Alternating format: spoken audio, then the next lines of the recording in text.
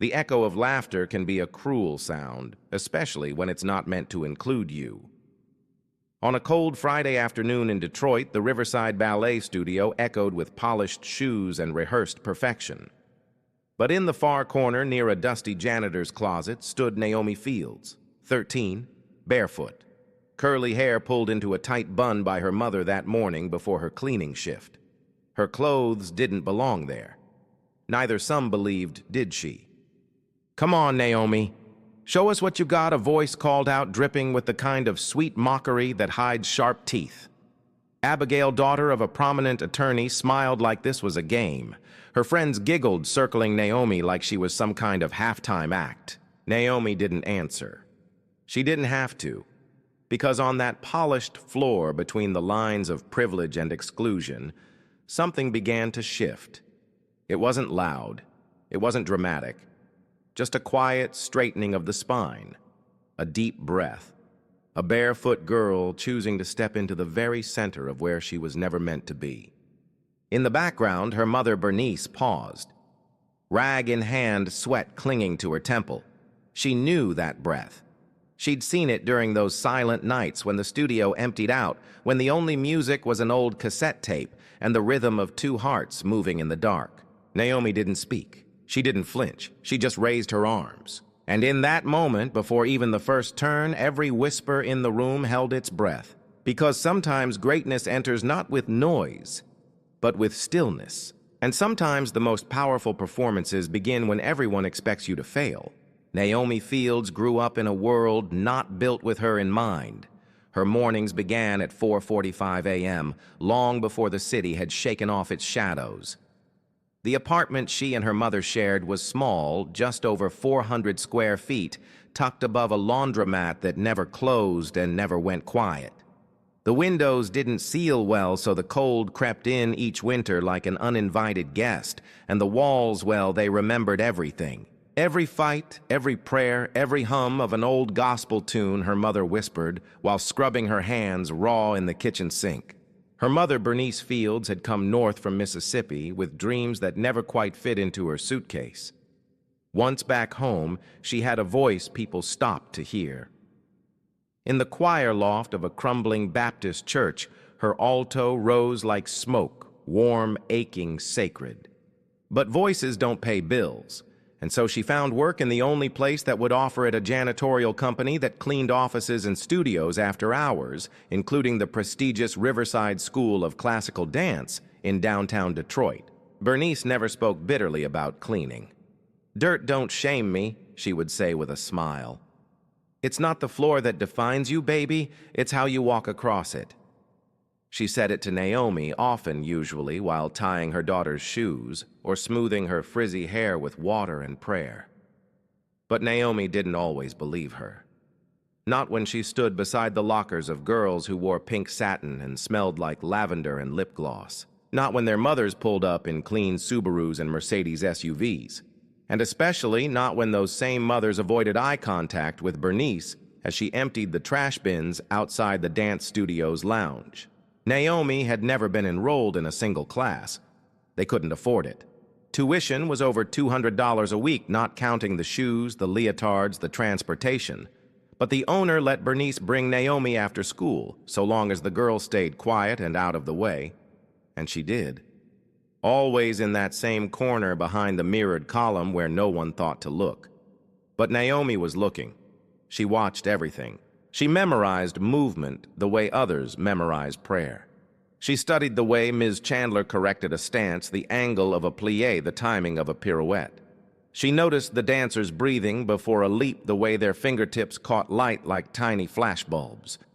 She watched with the quiet hunger of someone who didn't just want to belong, she needed it. Not for prestige, not to prove anything, but because in the language of movement, she saw something that didn't require explanation. And for a girl who often felt invisible, dance was a way to speak without apology. At home, they practiced in the kitchen, always after Bernice's night shift. Naomi would push the table aside, wipe the tile with warm water and salt, something her grandmother swore kept the spirit of the floor clean, and wait for her mother to hum the first note. It wasn't ballet they practiced. Not exactly. It was part folk, part faith, part mimicry of the classical form Naomi had memorized from across the studio. They used broom handles as bar. They danced in socks too thin to matter, and slowly something took shape. Naomi's movements began to align, not just mimic, but evolve. Her balance sharpened, her lines softened. She could hold stillness in a way that made her mother stop mid-note just to watch. "You carry music in your spine," Bernice said one night, tears catching the corners of her eyes. "Like your grandma Lula. Lord, she'd be proud." Naomi didn't answer. She never did when the emotion was that close. But that night she stayed up hours after Bernice went to sleep, watching videos online, studying the 32 fouettes from Swan Lake, playing them back until the screen dimmed. She wasn't sure why. It wasn't like she'd ever get a chance to try them. It was more like something in her needed to know she could. The world outside their window kept moving. The train still howled at midnight. The laundromat still blinked its neon open sign long past sanity. But Naomi, she was changing, quietly, in silence, in repetition, in the slow, sacred work of preparation that no one applauds. And maybe that's why the moment hit so hard later when it finally came, because nobody saw it coming. They didn't know about the nights she danced alone on worn tile, the mornings her mother taped up her toes to keep them from blistering. They didn't hear the conversations between a girl and her reflection when doubt came dressed as realism and asked her, "Who do you think you are?" But she answered anyway, not with words, not with noise, just with movement, with devotion, with the quiet faith that one day someone might finally listen. It was a Thursday in late October, the kind of day where the sun gives up early and the cold slips under your coat like it belongs there. Inside the Riverside School of Classical Dance, the studio lights glowed pale gold. The polished floors gleamed with the echoes of discipline. The girls, perfectly poised, perfectly bred, floated through their routines like they were made of silk and air. Naomi wasn't supposed to be there, at least not in that room, not when the instructor wasn't watching. But Ms. Chandler had been called away for a faculty meeting across town, and the older students were left to rehearse unsupervised. That's when it started. Abigail Preston stood near the center of the room, her hands on her hips, her bun so tight it pulled her eyes upward into a permanent expression of superiority. "Naomi," she said, dragging out the name like it tasted strange in her mouth. "You've been sitting back there for years, haven't you? Watching like a little mouse. You must know the steps by now." Laughter.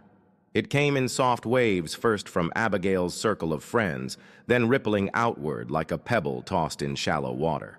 Naomi looked up. Her mother was in the adjacent hall scrubbing scuff marks off the studio's white baseboards. She couldn't hear what was being said, not exactly, but Bernice felt it. That weight in the air. That tone she knew too well.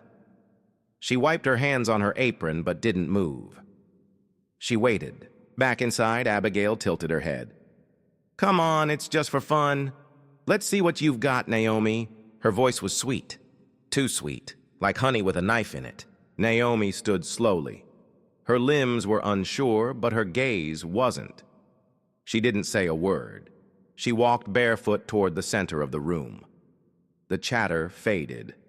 Even the girls who were smirking leaned in a little curious, ready to laugh, ready to record. Somewhere a phone began filming. She didn't have a leotard. She wore a faded t-shirt with the word "Hope" barely visible across the front and black leggings stretched too thin at the knees. She looked like someone who had wandered into the wrong story. But then, something shifted. Naomi took a breath. A long, full inhale that straightened her shoulders and opened her chest like a curtain parting before a performance. She raised her arms not delicately, but with quiet precision. Her hands trembled just once. Then she planted her right foot, pressed her weight into the ball, and began to turn. The first fouette was not textbook perfect. Her arms were too stiff and her core was fighting gravity. But the second spin, it caught. It stabilized. It began to speak. The girls giggled, confused, then quiet. By the fifth spin, Abigail's grin had faltered. Her hands, folded smugly moments ago, dropped to her sides. By the 10th, no one was smiling. By the 15th, the only sound in the room was Naomi's breath, sharp controlled, steady like the rhythm of a distant drum line. At the back of the room, Bernice stepped into the doorway. She said nothing. She just stood there, one hand still holding the rag she'd been using, her eyes wide, her lips slightly parted. She knew that posture. It was the same one her own mother had taught her back in a wooden church hall in Vicksburg, Mississippi. The same one she'd passed on during stolen hours in their kitchen, between shifts, between fatigue, between worlds that never invited them in. Naomi kept spinning. 20, 21. Her bare feet kissed the cold studio floor in sharp, purposeful rhythm. Her curls loosened, falling around her face like waves unraveling under moonlight. But her body remembered. The practice, the pain, the purpose. Dirty fuete! Gasps. Not from mockery now, but awe. Abigail's phone slipped in her hand. She adjusted the angle, still filming, but with hands trembling for a different reason. Naomi's face was calm, not cocky, not scared. Still, like she wasn't just dancing, she was rewriting. When the 30-second spin completed, Naomi didn't collapse. She didn't stumble.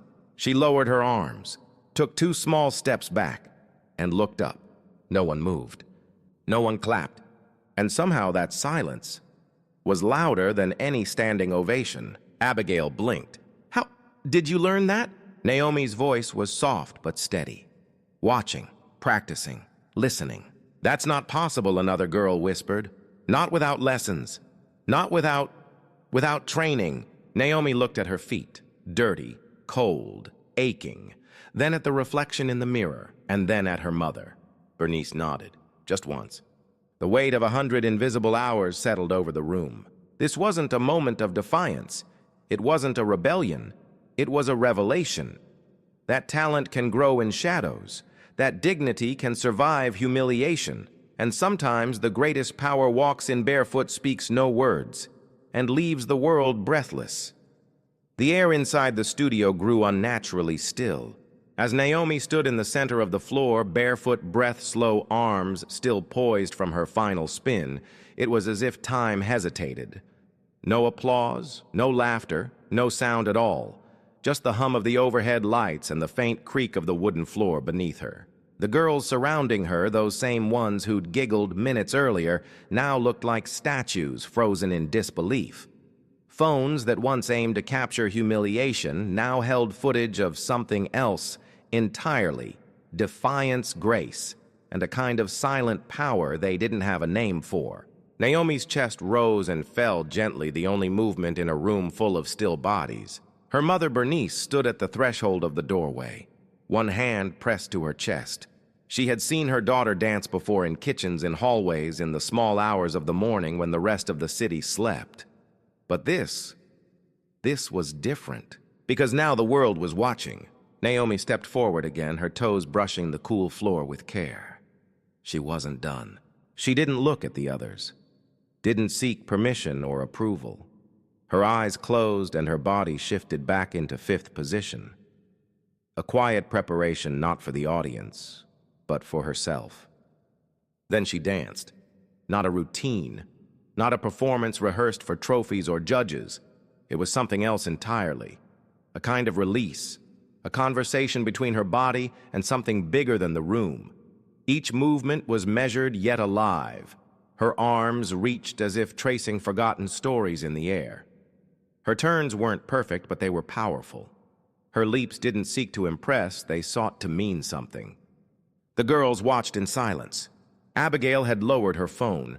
She wasn't filming now, she was simply watching. Naomi's feet moved in patterns her mother had taught her, infused with rhythm from Mississippi churches and Detroit sidewalks, from memories of songs sung while scrubbing the floors of people who never knew her name. This wasn't Swan Lake. This was something older, something truer. Every motion told a story, the loneliness of being unseen, the sting of being mocked, the strength it takes to rise anyway. By the time Naomi paused mid-spin and landed gracefully on one bent knee, the entire studio seemed to exhale.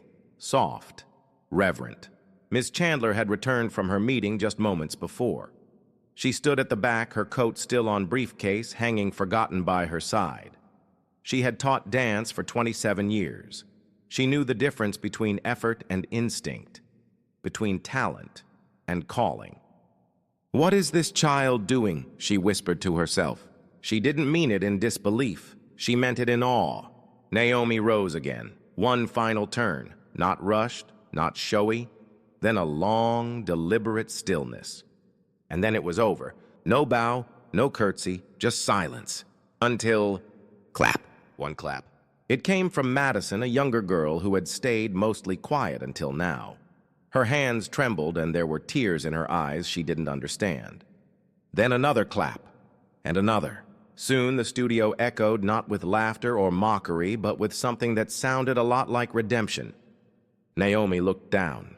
Her feet were red, her shirt damp with sweat, her chest rising with effort. But her face, it was calm. Ms. Chandler stepped forward. "What's your name?" she asked. Naomi blinked. "Naomi Fields." "Who taught you to dance like that?" "My mom," she replied. "She learned from her mother, and she taught me when the studio was empty." Chandler paused. "You've never had a formal class?" Naomi shook her head. "No, ma'am." The room fell silent again.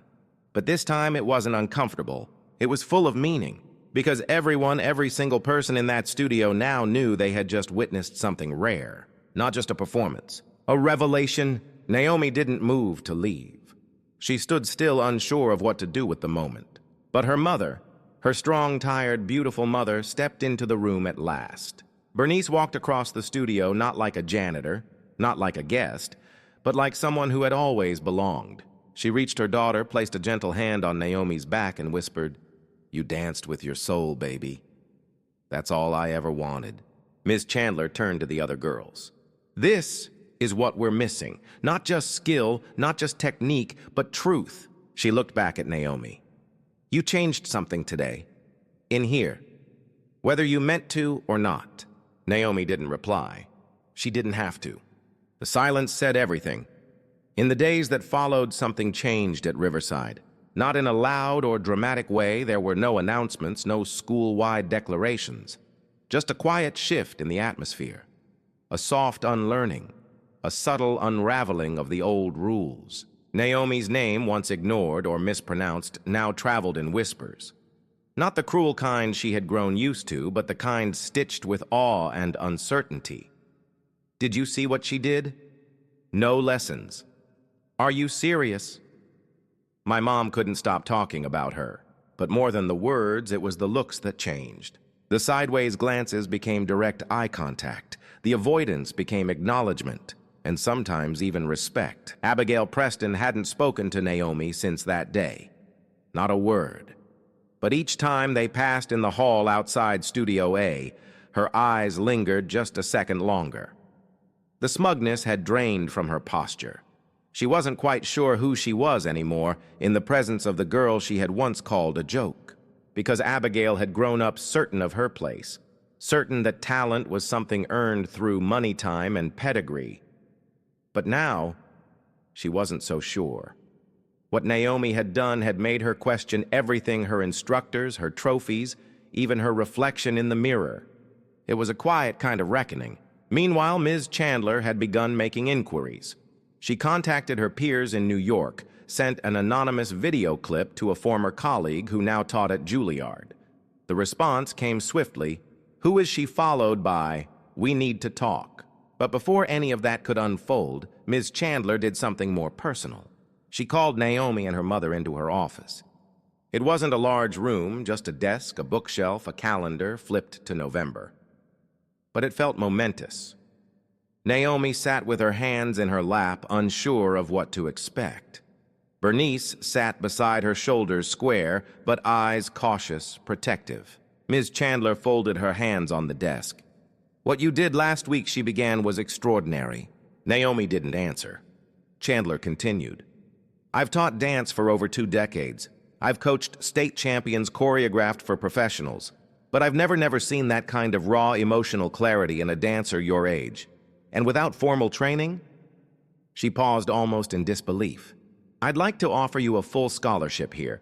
Private lessons, rehearsals, costumes, everything. Bernice blinked. We can't afford. Chandler shook her head. It's already covered. The board voted unanimously. It's not charity. It's investment. Naomi belongs on this floor. The words sat in the air for a moment. Naomi looked to her mother. Bernice's eyes were full of pride of memory of quiet justice finally being served. But even with the offer on the table, Naomi didn't smile. Instead, she asked Will, the other girls, "Be okay with it." It wasn't a question about jealousy. It was a question born from years of being pushed to the edges, of learning to step quietly so she didn't disturb the world that had never made space for her. Ms. Chandler nodded slowly. They'll have to learn, and if they don't, we'll teach them. That afternoon, something else happened. Madison, one of the younger dancers who had stood in the back that day, approached Naomi in the hallway. She clutched a pair of point shoes in her hands, worn slightly frayed, clearly outgrown. "These used to be mine," she said, eyes cast downward. "They're not new, but they helped me. And I thought, maybe you could use them." Naomi stared at the shoes. She had never touched real point shoes before. Her breath caught. "Thank you," she whispered. "It was brave what you did," Madison added. "I think maybe you were supposed to show us something." Naomi nodded, unsure what to say. But inside, something softened. Not everything would change overnight, but this was a beginning. That evening, when Naomi returned home, she placed the shoes on the small bookshelf beside her bed. She didn't wear them yet. She wasn't ready, not because she lacked the skill, but because they represented something more than progress. They represented the world starting to bend, just a little, toward her, toward every girl like her who had ever been overlooked. Winter came quietly to Detroit. Snow dusted the windows of Riverside Academy like powdered sugar, muffling the usual sounds of the city. Inside the dance studio, warmth clung to the air, a mixture of effort, breath, and something new possibility. Naomi's days changed. She no longer sat in corners waiting. She entered through the front doors like the others wore proper shoes and carried her backpack not with hesitation, but with quiet confidence. There was no grand welcome, no applause, but the energy in the room had shifted. She belonged now, not because someone granted her permission, but because she had taken the space and filled it with truth. Her mornings began before sunrise. Her mother, Bernice, still woke up before the sun to start her shift in the school's janitorial team. But now Naomi joined her, not to watch, but to train. The studio was silent at 5 a.m., empty mirrors, cold floors, just Naomi, a speaker playing a scratchy recording of Nina Simone, and the soft thud of her feet learning to love the discipline. Each morning she practiced until the sun slipped through the blinds and her classmates began to arrive. And as the weeks passed, the whispers turned to questions. "How do you turn like that? Can you show me that footwork? Where did you learn to express like that?" Naomi didn't speak much. She didn't need to. Her dancing said everything. One Thursday afternoon, as rehearsal ended, Ms. Chandler pulled Naomi aside. "There's an event," she said. "An invitational in Chicago. Some of the best pre-professional dancers in the country. I'd like you to audition for it." Naomi blinked. "Me?" Chandler smiled. "You have something they don't teach in conservatories. That fire, that soul." Naomi hesitated. "But I've never competed." "You don't need to," Chandler said. "Just show them what's real." The audition was held 2 weeks later inside a grand, unfamiliar building with chandeliers that looked like they belonged in old movies. Naomi stepped inside with her mother, who wore her best coat, and held Naomi's hand a second longer before letting go. Other dancers filled the space. Girls with embroidered duffel bags, stretch routines timed to the second private coaches, whispering last-minute notes. Naomi had none of that. What she had was a second-hand pair of point shoes, a plain black leotard, and a memory. The memory of a dirty studio floor. The memory of being dared to fail. And the memory of finding herself in that stillness. When her number was called, Naomi stepped onto the stage. No music yet. Just light, harsh, bright, unforgiving. She closed her eyes and moved. What came out wasn't perfect. She missed a beat. A hand trembled where it should have been steady. but none of that mattered, because every step carried meaning, every turn held weight, every breath felt like it had traveled from generations before her women who danced barefoot in kitchens and churches in their minds when there was no space for their bodies to move. When she finished, the room remained quiet, and Naomi smiled because she recognized that silence. It was the sound of everything shifting. 2 days later, the call came. She had been accepted. Not just accepted, but chosen to open the showcase. Her mother cried quietly in the kitchen. Naomi didn't say much. She simply stood still, hands clasped in front of her, as though she were praying not for success, but for the chance to keep going. Back at Riverside, things began to move even faster. Ms. Chandler nominated her for a state scholarship. Madison helped her put together a GoFundMe to cover travel costs. Even Abigail, once so smug, shared Naomi's audition clip on her Instagram with the caption, "The most honest dancer I've ever seen." Naomi didn't respond to the post. She didn't have to. She was too busy preparing. Each night after rehearsal, she and her mother stayed late, Naomi dancing, while Bernice watched from the corner, sometimes correcting her posture with a raised eyebrow, sometimes just letting the music say it all. And so the path opened, not with fanfare, not with fame, but with each step, Naomi took measured, sure, and rooted in something the world had almost overlooked. A year passed. And on a quiet spring evening, Naomi stood once again in the same studio where it all began. The windows were open, letting in the warm scent of blooming dogwood trees. Outside, children laughed, car tires rolled over gravel, and the city breathed on. But inside, Naomi danced. Not for an audience, not for a prize, just for herself, for the silence, for the little girl who once sat barefoot in the corner, too afraid to be seen. The floor felt different now, not because it had changed, but because she had. Her movements were fuller, freer. But what lingered in the air wasn't her precision. It was her presence. Her mother sat nearby, watching, hands folded, a quiet smile playing on her face. "Still dancing with your soul," Bernice whispered. Naomi stopped, chest rising with breath. "It's the only way I know how." She had danced in Chicago, New York, and just weeks ago performed at the Kennedy Center in a showcase of emerging Black artists. But this room, this little studio, was still the most sacred stage of all. Because it was here the silence turned into music. It was here she had proven that legacy doesn't begin with perfection, but with courage. The studio's wall now bore a framed photo. Naomi mid-leap, arms wide, eyes closed. And below it a small bronze plaque. "Talent is not what you're given. It's what you dare to believe in." And beside that photo stood girls of all backgrounds, thin, thick, dark-skinned, freckled, shy, wild-eyed, watching Naomi rehearse. Some in worn-out slippers, some barefoot, each one waiting for their moment to be seen. Sometimes the world will try to define your worth by where you come from, what you wear, or how quietly you stand in the background. But what Naomi's story reminds us is this: true power comes from stepping forward anyway, from daring to take up space in a world that never planned to make room for you. You don't need permission to shine. You need truth and a willingness to stand tall in your own rhythm, even if your shoes don't match the floor. So tell me, have you ever had a moment where you were underestimated and still rose above? Leave your story in the comments. I read everyone. And if Naomi's journey touched your heart, subscribe to Hidden Black Voices, where stories like these are honored, remembered, and passed on. Because someone out there, maybe even you, needs to hear them.